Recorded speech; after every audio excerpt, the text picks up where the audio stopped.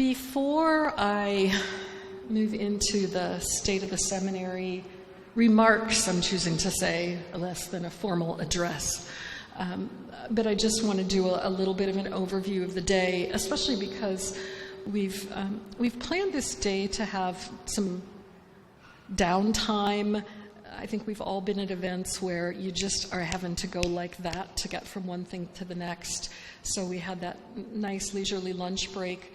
I don't think this is going to take an hour. It all depends on your questions.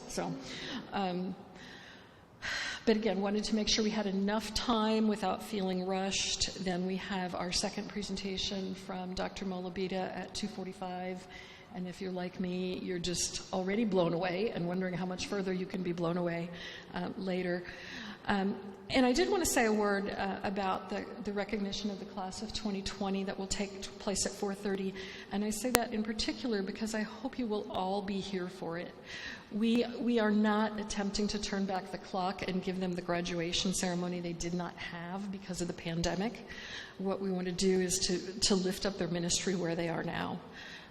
Because it's not just sort of one day's celebration that they experienced as loss. It's for the MDiv students in particular, how do you enter into a first call ministry situation in the midst of a pandemic? How do you get to know who your people are? And so now that a year and a half has passed, we definitely want to lift up the members of the class that didn't have a graduation ceremony, but for about the half of the class that are able to be here with us today, we're going to invite them to share a little bit about what their ministry situation is like.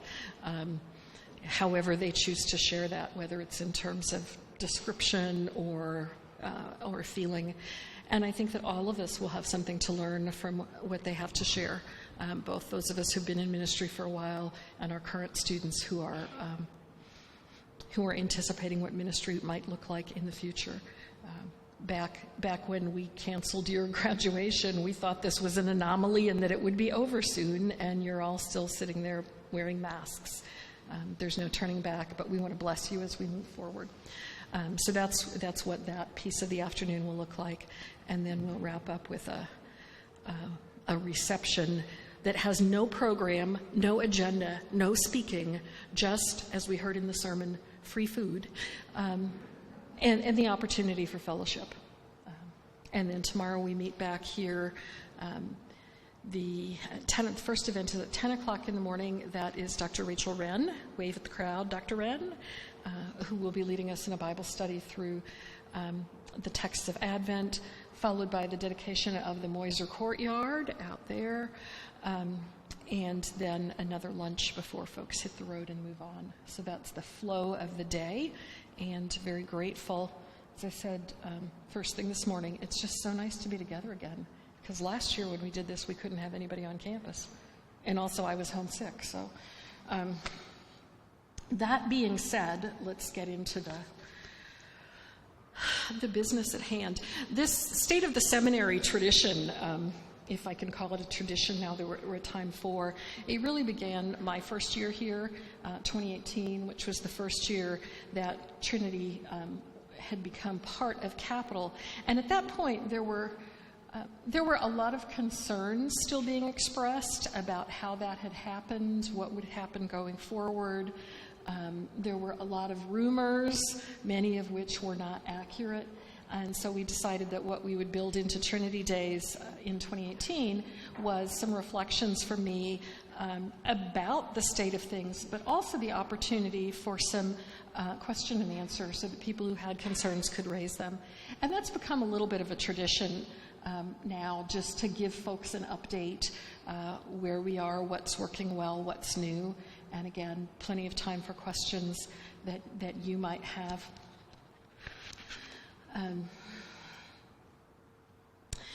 So perhaps the place to begin is to say that an awful lot has happened since we did not gather together on campus for Trinity Days last year. At that time, there were restrictions on the size of events that could be held on campus. There were limitations in terms of off-campus guests who could be brought. And we were able to bring in a speaker who was able to interact with our students. That was Dr. Caroline Lewis from the faculty at Luther Seminary. But a virtual Trinity Days just wasn't the same. in part because we didn't have all of you. So this year, while we're still dealing with the challenges of the coronavirus, and we had you all sign in for contact tracing, and you're all out there dutifully wearing masks, and I only get an exemption because I'm at least 12 feet away from you, we're just so grateful to be able to gather in person. And as Dr. Molabita mentioned, the opportunity not just to gather in person, but to worship together in person. If you've not known or noticed or paid attention, we were in person for much of last year. Started each semester remotely, then worked back to having classes on campus with strict protocols, having worship on campus with strict protocols, and then generally in conjunction with breaks would phase back into remote. I will say one of the real advantages of being a seminary that's part of a university that has a college of nursing is that there are some expert health resources here. So on the whole, Capital has, I think, handled the pandemic well. There's been relatively little infection on campus. What used to be the Trinity dorms over here actually became quarantine housing last year because that, I think, it's the only residence hall on campus where there are private bathrooms in the rooms. And so for folks who were sick and or needing to be quarantined, that was ideal. I just mentioned with a couple of the 2020 grads, the seminary has the highest percentage of compliance with vaccination. Yay!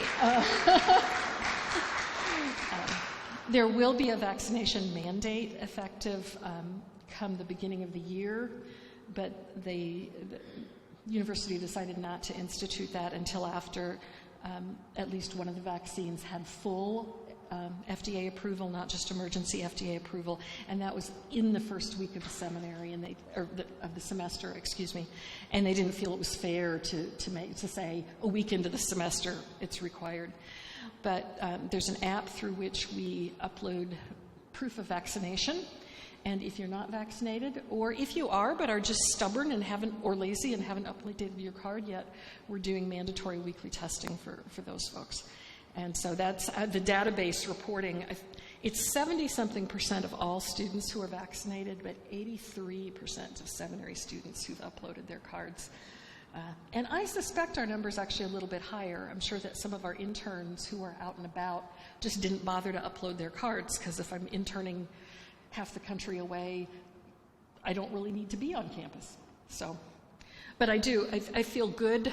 We're still taking precautions, but I feel good about our ability to gather here together. And I will say the new thing for us in worship this year is singing together again. Because last year, while we worshiped in person while we could, we allowed our cantors to be the musical voice and to carry us. But to be able to gather and to sing together, for me, and I know for many of you, is just a powerful expression of faith and of Christian community. So again, delighted that we're able to be here together, and looking forward to more gatherings in the future. There are a couple of different things I want to talk about just in terms of how things were going, and also a couple people that I want to introduce you to. So first, a few words about enrollment. Last year, amazingly enough, given the pandemic, we had 11 new students who started in the fall semester. 7 of them were degree-seeking students, MDiv and MTS primarily, and then another 4 were non-degree students. This fall, we again welcomed 11 new students, all of whom are in degree programs. So that's great. I think it's 7 MDiv and 4 MTS, and 2 of the ELCA MDiv students are recipients of the full tuition ELCA Fund for Leaders scholarships, which is cool. And actually 2 of our outgoing interns are recipients of the Fund for Leaders Mission Developer Scholarship, which is something that the regular scholarship is something you get when you begin seminary. The Mission Developer is something that you can be identified and nominated for once you're in seminary and are seen to have some gifts that might be related to mission development. This is one of the most diverse entering classes we've had in some time.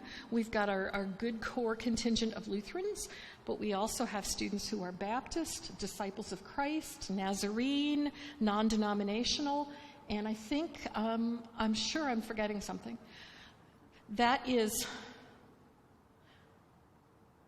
I'm torn between saying fun and neat and cool and saying exactly the kind of community in Christ that God calls us to be. Both of those things can be true. It's fun and neat and cool, and it's the kind of community in Christ God calls us to be. A couple of our students had begun seminary studies elsewhere and then decided to transfer to Trinity. So that says some good things, kind of a good housekeeping seal of approval there. But we're also at a point where we're trying to make some concerted enrollment issues in the city of Columbus again. We're in ELCA Seminary. There are ELCA students who choose to come here from all over the place.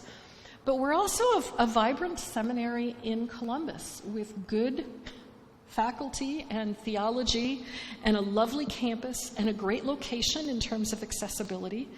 And there are folks in the city of Columbus who are interested in theological education. Sometimes it's a degree to prepare for ministry. Sometimes it's folks who are in ministry who want a little bit of professional training.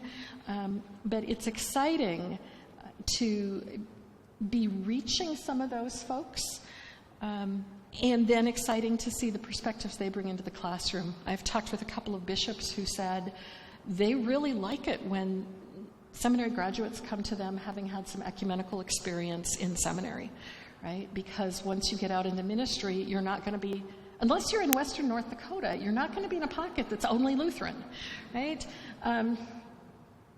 So it's... And I will just say, especially for those of you in the first-year class who are here right now, the energy you've brought to campus is just infectious. You don't know after a pandemic, and the previous class was smaller, at least in terms of degree-seeking students, and these our first-year students have really just hit the ground running and brought a lot to the community, which enlivens all of us. I also want to speak a word about financial aid. That was one of the hot-button issues when I came, in part because most university programs are tuition-driven. And so the model of financial aid at Capital primarily assumed that the way you keep the institution going is through student tuition. And also, at the undergraduate level, many scholarships aren't actually funded. They're just discounts that are given to get students to come. We are blessed through the gifts of many faithful folks who've left gifts to the seminary to have a great deal of endowed scholarship funds. And it took a while to work through the systems here at Capital to get everybody on the same page, but I can report that almost all of our students last year in this are receiving full tuition scholarships. Yes.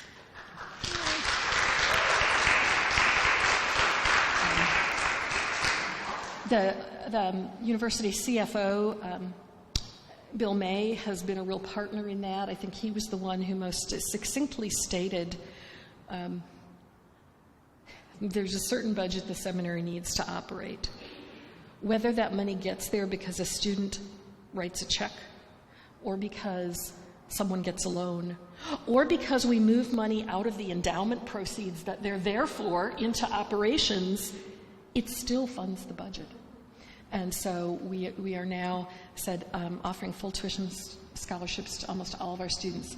Now the good news is that we still have more financial aid available. Right? So we could use a few more students because we have more money we can give away. The perhaps less good news is that we have fewer students than we have money for. It's like, why would you want not to be operating at capacity? So as I always do when I speak to groups like this, tell people we're here. Tell people it may not say free on the website because we don't want to overpromise and we don't want to look like used car sales people. But almost all of our students with any amount of financial aid are receiving full tuition, and that includes non-Lutheran students as well. It will be In future, my fervent hope is that enrollment grows. That will also pose a fundraising challenge for us, that we'll need to go out and get even more money so we can continue to do this.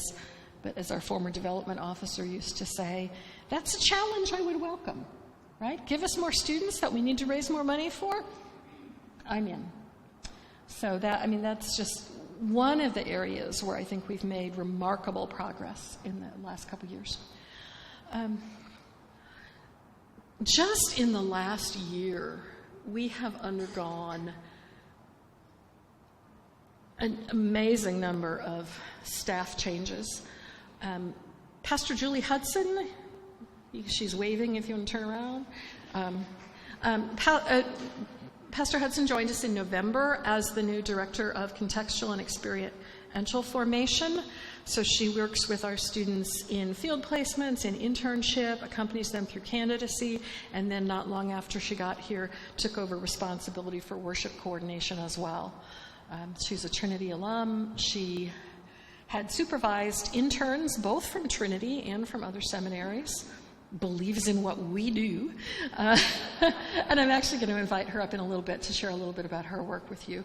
But we're thrilled to have her with us. So that was November. Then in January, Pastor Tori McGraw-Rao, who had first come to Trinity a year or so previously as my executive assistant, was hired into a new position as manager for seminary strategic relationships. Now, what that means is, if you've ever traveled internationally, you know the converter thing that you need to both to fit your plug-in so that it plugs into the wall of whatever country you're in and to adjust the currency appropriately? That's Pastor Tori. So she interfaces with many of the offices on campus. She's our primary link with the alumni office, with financial aid, with the web team. If you've seen some of the improvements to our website in the last year, largely that's Tori's doing. And so she's really helping, the Brits, as the Brits say in the underground, mind the gap so that you don't fall into the crack between the side and the subway. She's our person who's trying to mind the gap and indeed to close the gap. Also working on grants and several other special projects, and that's just enabled us to take a new capacity. In the back, if you want to wave at the man behind the camera, that's AJ Minnie. AJ, did you start in February? Yeah. So we're sort of on a month-by-month. AJ joined the team spring semester. He is the new administrative assistant for academic and contextual and all kinds of other cool things. And we had no idea when we were advertising that we were also going to get someone with AV skills. So AJ's working hard. We're all going to sleep really well this weekend, but be particularly nice to AJ because he's making the rest of us look good. And most recently, we've been blessed by the addition of the Reverend Dr. Monica Lowe, who is also waving, but you have to turn around to see her wave. She joined us in August as Associate Director for Seminary Admissions. And so August, she really hit the ground running. And I don't remember the exact numbers, but when I said we had 11 new students who started at the end of August, there weren't yet 11 of them when Dr. Lowe started at the beginning of August. So she, like Jesus, was sending people out into the highways and the byways and is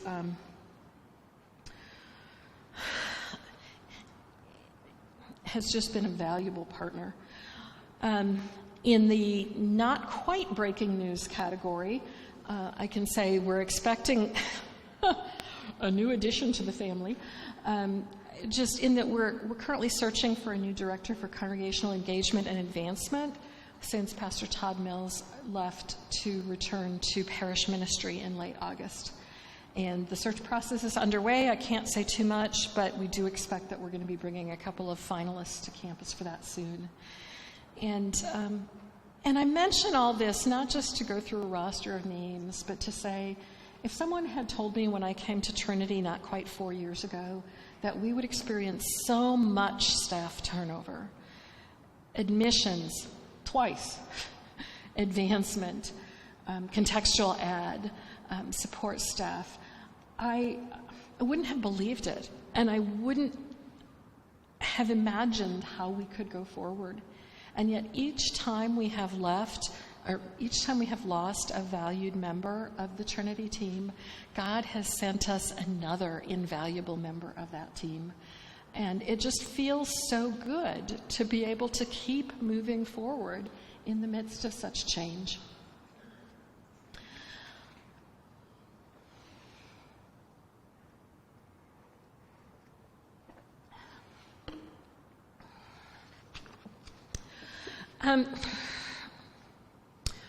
Part of the benefit of Trinity becoming part of Capital has to do with the sharing of resources and a sense of common mission. But as most of you in this room know, one of the major contributing factors toward that decision was finances. The seminary would not have been able to continue as an independent seminary for much longer. So I want to say a word about finances. The Capital hasn't quite closed the books on fiscal year 2021. We're getting close, but there's still a few odds and ends. But I did receive from our CFO earlier in the week a preliminary report on the seminary finances for the year. Now, I knew that giving was down. Some of that's because of the pandemic. Some of that is because retirees who often give out of the required minimum distributions from their IRAs didn't have to make those withdrawals last year, and so put off giving. I also knew that expenses were down because we weren't traveling and we weren't having big events. But I really had no idea how this year's financial would pan out because there was just nothing to compare it to. So now that I've seen the preliminary report, I'm delighted to be able to share with you that for the third year in a row, all 3 of the full fiscal years that we've been part of Capital, revenue has exceeded direct operating expenses.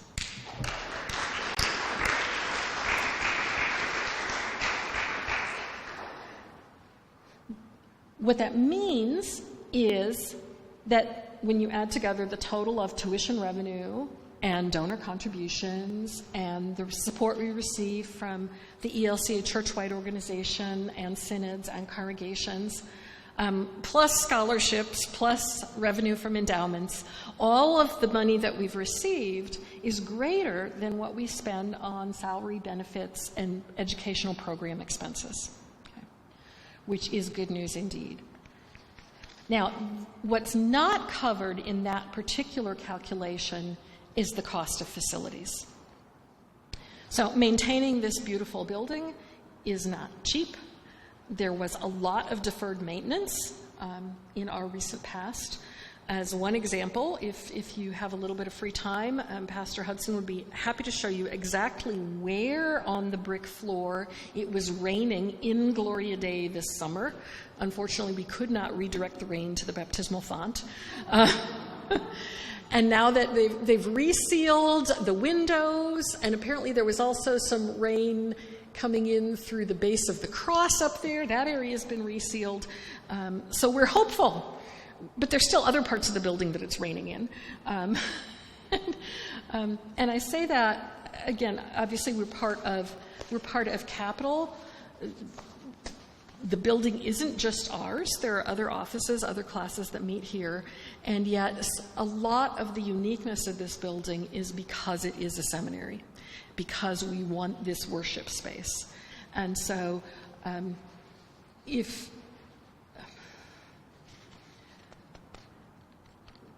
our hope is that we'll reach a point where we are able to cover the cost of maintaining the seminary building, and that, in a sense, becomes our contribution to the larger kind of family household income, if you will. We're able to be in the black in terms of direct operations because there's a lot we don't have to do on our own anymore, right? We can rely on the the registrar's office at Capitol, the business office at Capitol.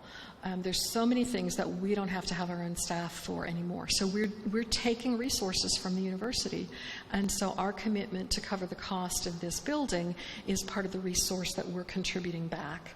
So again, in terms of direct operations, we could run a seminary paying people and having programs with what we're making right now, but we couldn't run a seminary worshiping and teaching in this space with what we're making now. So the gap, someone will ask later, so I'll just say it. I want to say the gap right now is about $150,000, which really is not that much. I mean, it's doable to be able to say that we would be covering our rent, if you will, our maintenance. And then anything beyond that becomes the possibility of growth, expanding faculty, expanding programs.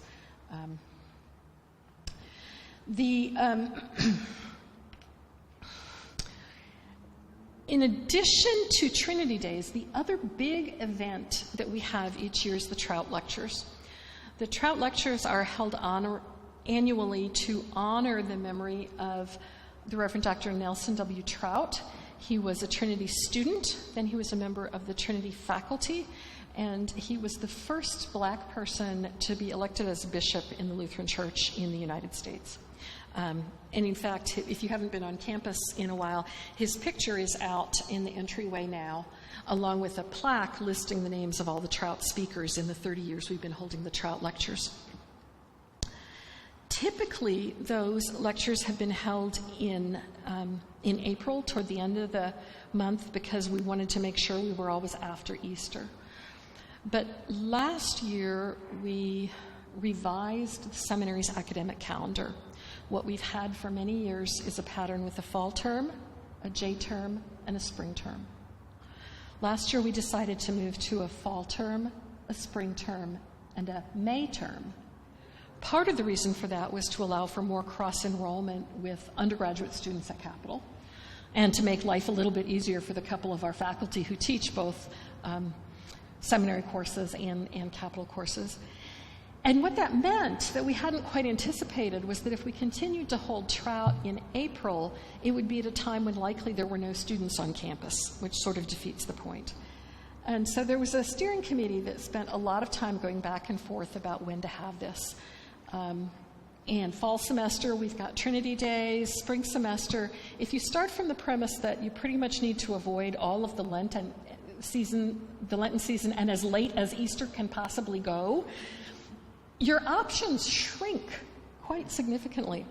But what we hit on that, again, I think will be a really good opportunity is we will, starting this coming year, we will be having the Trout Lectures in January on the Thursday and Friday that are at the end of the week in which the Dr. Martin Luther King Jr. holiday falls. So the date is actually on your Trinity Days program, January 20th to 21st. And I'm excited about that in part because it's the opportunity for us to message a living kind of trajectory, that we're not just celebrating Dr. King for a day in January and then a couple months later celebrate Dr. Trout for a couple days. But what we're saying is here is some of the racial justice work begun by Dr. Martin Luther King and continued in the ministry of Nelson Trout and continuing today through we who honor both of those legacies. I think moving the lecture there, we are hopeful will be an opportunity for increasing community engagement, sort of heightening visibility, that people can just think of a King Week with Capitol and City King events at the beginning of the week and Trout Lectures at the end of the week. So we're excited to see how that plays out. The other thing that I want to mention before I invite a couple other folks to share is that we are formally announcing the establishment of a $2.5 million contextual education endowment fund. One of the hallmarks of Trinity, we don't have all the money yet, so don't, establishing the beginning, those were the key words. The hallmark of the Trinity MDiv in recent years has been the 2-year internship.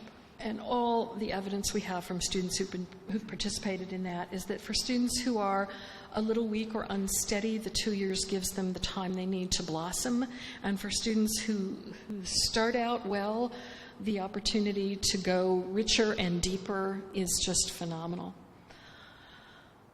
One of the challenges with internship in general, but particularly with the 2-year internship, is the cost of supporting an intern. And unfortunately, those of you in ministry know this, vitality of ministry and fiscal vitality, much as we might like, do not always go together. And one of the concerns that our contextual ed committee had identified was that there are some places that would be wonderful opportunities for an intern to learn and grow, but that simply can't afford housing and paying a stipend to an intern for 2 years. There had been a fund established, a transformational leadership fund established earlier to allow money to support the 2+2. And so we're drawing from that fund for the first time this year to support an internship in a congregation for one of our students in a congregation that would not otherwise be able to afford an intern. And we thought that's a great opportunity to say, we want more of this to be able to happen. And so together with the Advancement Office, we've set a goal of $2.5 million. We won't be spending money from the endowment until it reaches $250,000. But the goal, if we get to the point that it's fully funded, is that it would be able to subsidize internships and that it would be able to cover the cost of student CPE fees in the summer, and that it would be able to subsidize, and if it grows large enough, even to cover the cost of student travel courses, whether that's something nearby like a rural or urban ministry course, or whether that's Spanish language immersion in Mexico, or whether that's the Middle East seminar with Dr. Wren. But there are all kinds of experiential components that are so important to the education we provide and that come at a cost. And so the purpose of this endowment is to be able to cover that cost, both for congregations and to subsidize student events. So again, goal is $2.5 million. That's going to be one of the primary fundraising focus points of our new endowment person. But I am thrilled to be able to announce not only that your offering this morning is going into that fund. That's something Julie and I just decided recently. But we do have an initial gift to the fund, a $10,000 gift from an anonymous donor who is a member of Good Shepherd Lutheran Church in Kettering, Ohio. And I am very grateful both to Pastor Jamie Vanoy and to Trinity Board Chair Pam Bowser, who's a member of Good Shepherd, who helped shepherd that gift. So we pray.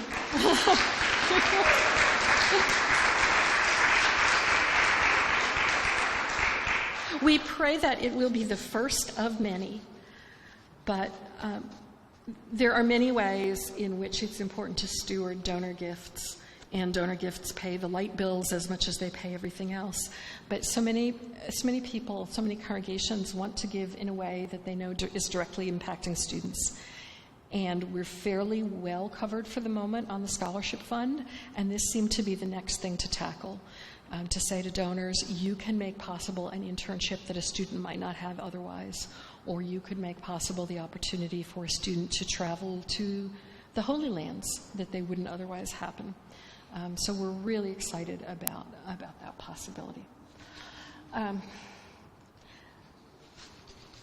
Before I open things up for question and answer, that seems to me like the ideal opportunity to invite Pastor Julie Hudson up here just to share a little bit from her perspective, the state of the seminary from contextual ed, and why you should get your congregation or your favorite donor to give money to it.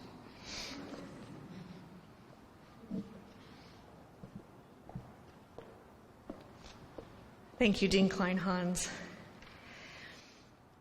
3 years ago, at this very date, yesterday actually, I posted this on Facebook. I am home after an extraordinary week at Trinity Lutheran Seminary. I'm still processing the hope, gratitude, and joy I found in the friends, faculty, alumni, staff, and students. The last years have been tough, and many have deep wounds. But I believe that the legacy of forming leaders for Christ Church will continue in this place. Who could have known? The Holy Spirit is funny that way, that 3 years later I would be back here as a part of that work, and I'm delighted to be back here. I'm a 2005 graduate. I did my internship at St. Paul Lutheran Church in Lancaster, just down the street. And I served the majority of my ministry in Seattle, Washington, where I did supervise interns from several of the ELCA seminaries and also interns from here. I had interns who were one-year interns and an intern who was a two-year intern. And I cannot tell you the difference, the significant difference that second year makes. It means the world to both the intern in their learning and the congregation in that relationship to be able to have that expanse of time to explore and grow together. You know, internship sites, as they are identified, as we identify them here, are not places that are just looking for cheap labor. If that's your desire for an intern, then you probably won't get one. What an internship site has at its core is this deep desire to be a teaching congregation. And so part of my work here is to find and identify and lift up those congregations and to help make sure that we can partner together in ways that enable them to serve well. So one of those ways is to help them be able to afford an intern financially. Internship costs about $30,000 a year. It includes housing. It depends on where you are. If you are in Seattle, Washington, housing is a little more expensive than it is in Dubuque, Iowa. So the cost varies a little bit. Currently, we have, wait a minute, I've got to turn my page over. Currently, we have 14 interns out in the ELCA, and they are in places from Colorado to Texas. Our Texas intern is here this weekend, but I don't see him in the room right now. To Texas, to Massachusetts. My goal as the contextual education director is to really offer our interns the opportunity to explore a diversity of sites. In case you haven't noticed, not all congregations are exactly alike. And you won't go out and serve one particular kind of congregation. So my goal is to make sure that we can have as much diversity to offer as possible in geographical location, in the kind of supervisor that you have. I cannot tell you how many internship retreats I was the only female supervisor. What size the congregation is. You know, so many of us started out in rural ministry, and we need to make sure that our interns have an opportunity to experience rural ministry. So that is part of what we do as we recruit and equip our internship sites. We also continue the work. When I was here, I was an MIC student, Ministry in Context. Anybody else? Yes? Yep. See, this is how we divide the sheep from the goats or whatever. Pretty sure that's not what Jesus meant, but anyway. We call it Leadership in Context now, LIC, but it's 3 semesters worth of work, 6 to 8 hours a week in a local congregation, observing, taking part in, experiencing maybe for the first time different facets of ministry. So, I am happy to join this wonderful team doing this work. Trinity is known for its rigorous academic theological education, but a hallmark of what we do here is the way we pay attention to the contextual education component. And so I'm glad to be doing that in partnership with you. If you know of or are interested in serving as an internship site, come and see me or send me an email. I'd be glad to hear from you.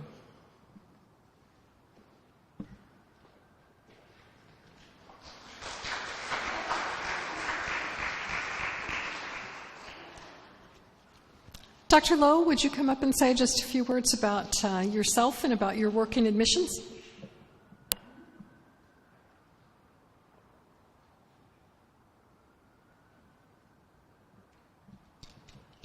Good afternoon. Okay.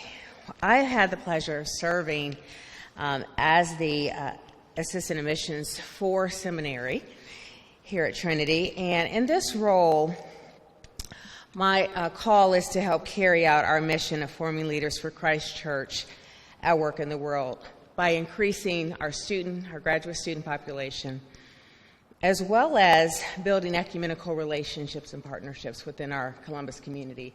As Dean Kleinhans said, we are a community seminary, and there's a beautiful community that a lot of them don't know we exist, especially those that are non-Lutheran, and specifically those that are non-Lutheran.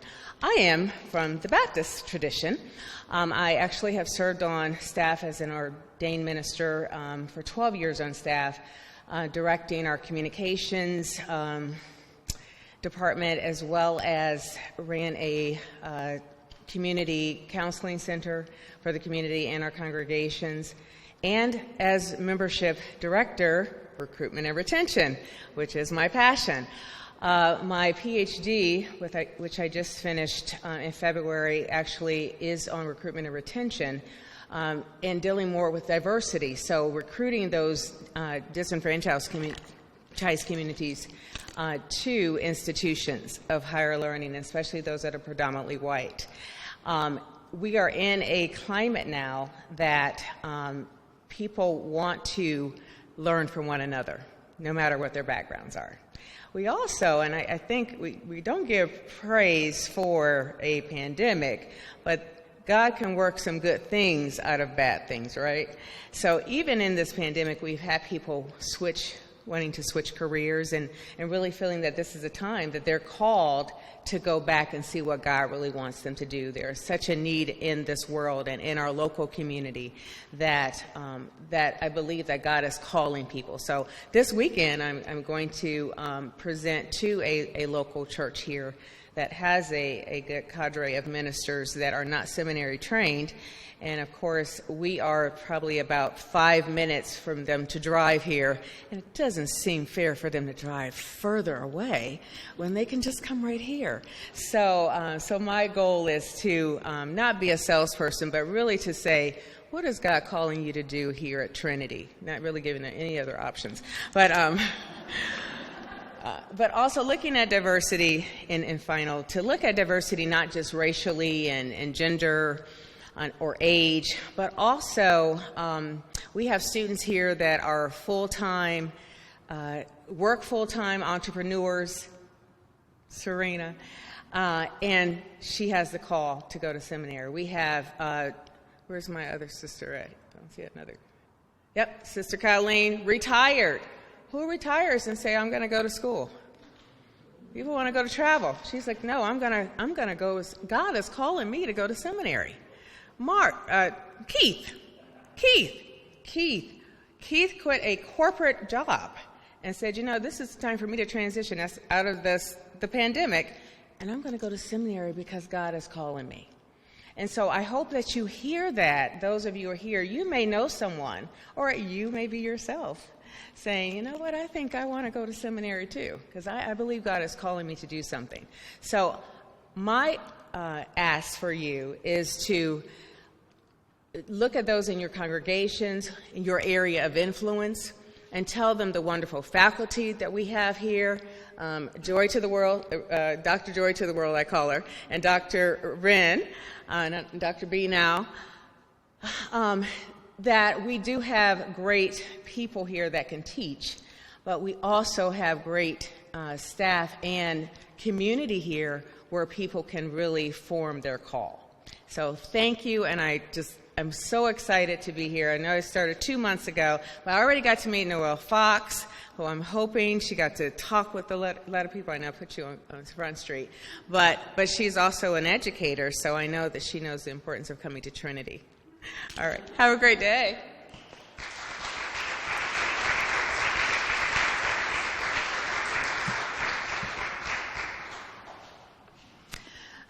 That reminded me of one thing that I had not mentioned. Actually, for those of you who are in ministry and don't need to go to seminary but still want to keep learning, some of you may be aware that I've, in the last couple of years, really been pushing some of our existing courses as opportunities for continuing education, either a refresher or because we're teaching something in seminary today that we weren't teaching, in my case, 35 years ago.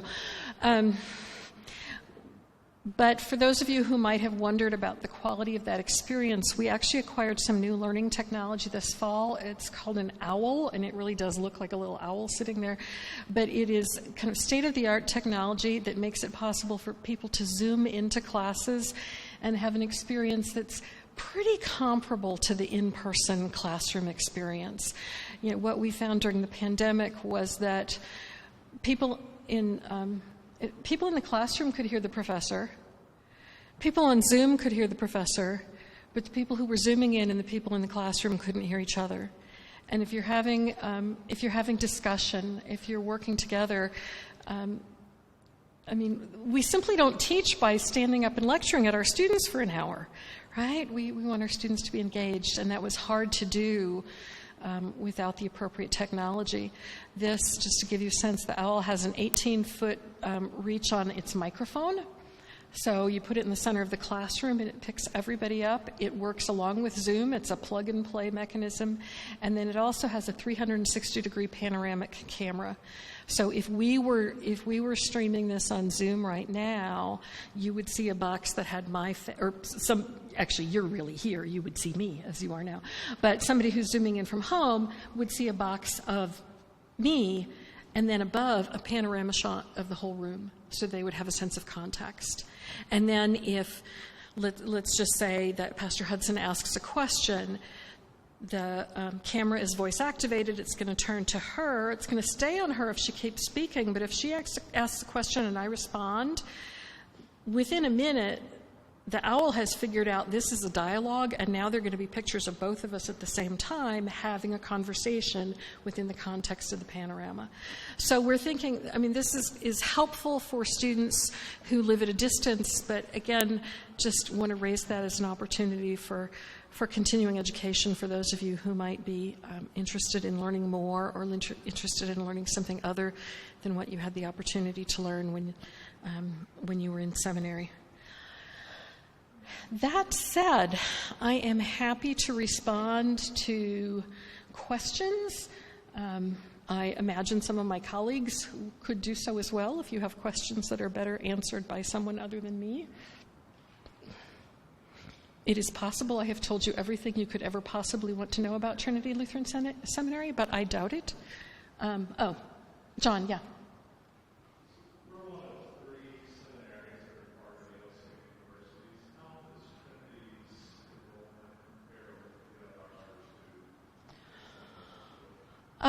So the question was, we're one of the 3 ELCA seminaries that's embedded in an ELC university. How does our enrollment compare with those others?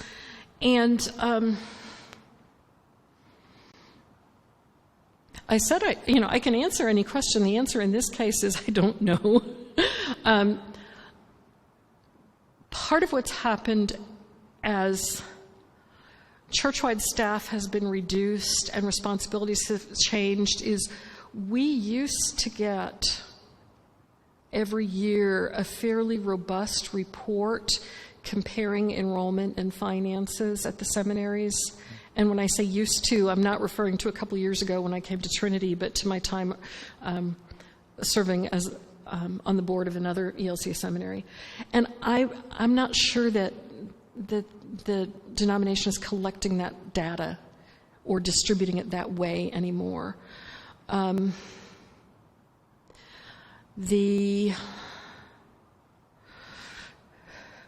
We are among the smallest. I don't know that we are the smallest. Every situation is a little bit different because one of the other embedded seminaries is PLTS, where Dr. Molabita serves, and because they are that seminary, the seminary is part of California Lutheran University, but they're also part of the Graduate Theological Union. So they have a lot of enrollment in their courses that is cross-enrollment from students in other traditions who are actually full-time students at other seminaries. Southern in Columbia, South Carolina, is affiliated with Lenore Rhine University, which is actually located in Hickory, North Carolina. And they're in an interesting situation there in part because the university has chosen to make the seminary campus in Columbia a site for other graduate programs. So again, this is a college in North Carolina, or University of North Carolina, that now has a campus in South Carolina where the seminary is housed, but they're also providing some professional programs. Occupational therapy is the one that comes to mind. And so I think part of what I'm saying is the whole fabric of, we know that faithfulness is a whole lot more than numbers, but even the fabric of how we count numbers and what are the indicators of success is different when you're not a freestanding seminary whose facilities are only being used to educate seminary students. Wartburg Seminary, I think, is really growing, in part because of their distance technology. They're an independent seminary. The three embeddeds are the smallest, and that's chicken and egg, right? Are we the smallest because we're embedded, or did we choose to embed because we didn't have the size to continue independently? This is both less and more than you asked, John. I don't know head to head. I know I'm sort of, given the dynamics of the last 4 years here, both between the controversy surrounding Trinity becoming part of Capital. Basically, we had a low year, then we had a good year, then we had a pandemic, now we have another good year. The fact that we're holding even is, I think, for us at this moment in time, a good thing. Now, what I have been told by folks at the other two embedded seminaries is that the organizational theorists say that it takes at least 5 years to get something like this right, the institutional kind of collaboration, affiliation. And we're coming up on our 4th anniversary. So again, we've made a lot of progress. I expect that in another year or two, things are going to look different. Because even though I can report a lot of change, it's been a weird time in our society, and there's still people who are sort of waiting and seeing, should I go to Trinity? Should I give my money to Trinity? What's their future? And so I'll borrow the words from a mentor of mine who says, we are more stable than we were. We are not yet fully sustainable. But I think we're moving in the right direction. And I think, again, expanding, and this is part of the effort in expanding enrollment here in Columbus, is of course I want this to be a premier seminary for Lutheran students to serve. And by golly, there are a lot of people in Columbus who can benefit from what we have to offer and who can enrich our community. And in recent years, our energies have been so focused internally that we had lost some of that community outreach that thrived here for a while. So I expect that our enrollment is on an uptick. I'll also say, Dr. Lowe's been here since August. For half of the time we've been here, for half of the time we've been part of Capital, we did not have a dedicated admissions person. There was we had somebody who left, the position was restructured, it was vacant, somebody was wearing two hats, and so, again, the fact that we've held even in all that is pretty good. The other thing I'll say is that we, for many purposes, what we count is degree-seeking students, but we are seeing an uptick in affiliated students, who are students who choose to go to a non-Lutheran seminary, but then they have to work with a Lutheran seminary to do their internship. And I think that's because of the strength of our contextual education program. There are some seminaries that don't want that. I figure if we end up sort of producing more students than we took in at the beginning, good for us. So, anyway. I will not answer the next question at such length. Other.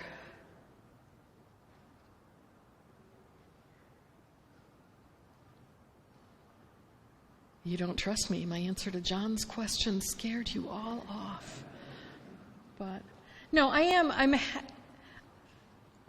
thinking back to your Facebook memory. Things feel so much stronger, so much healthier than they did. And it's because we continue to do what God has called us to do.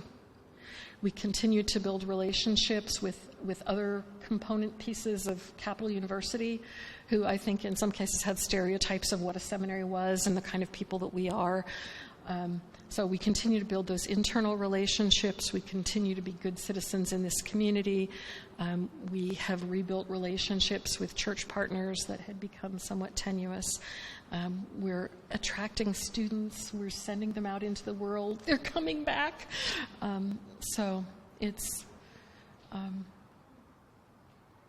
harvest time, and the harvest will become more abundant. So,